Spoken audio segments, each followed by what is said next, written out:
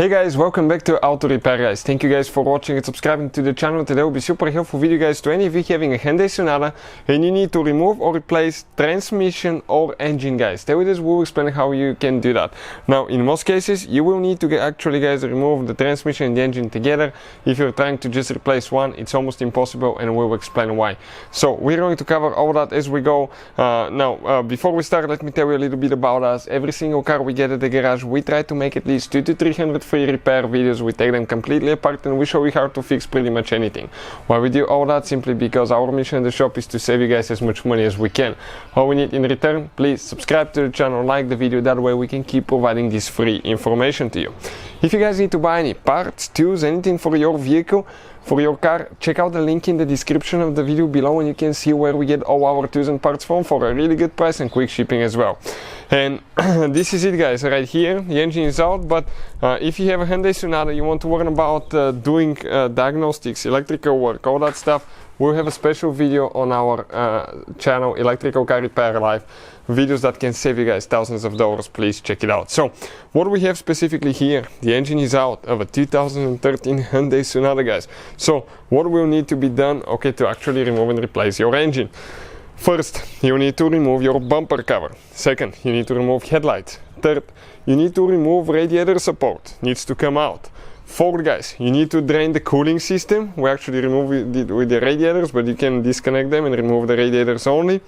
You will need to drain the cooling system. You will need to drain, actually take your car to a AC shop and they need to vacuum the AC system out. That means that you will have no Freon in the system guys, because it's illegal to release your Freon in the atmosphere and you can get hurt as well.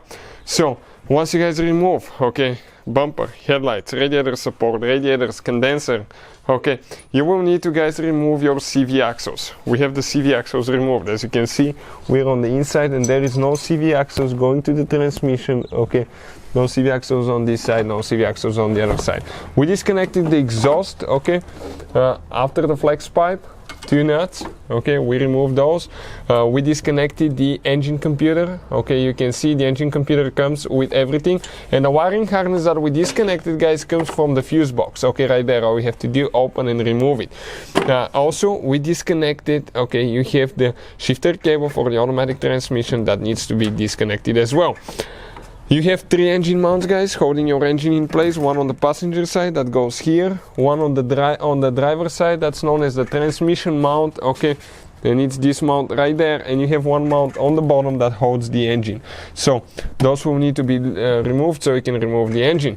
You will need to disconnect your fuel, your gasoline, and you will need to disconnect your purge control valve line, okay, the one right there. That's the one that brings the fuel vapors from the fuel tank to the engine guys, and the purge valve is on the side of the engine.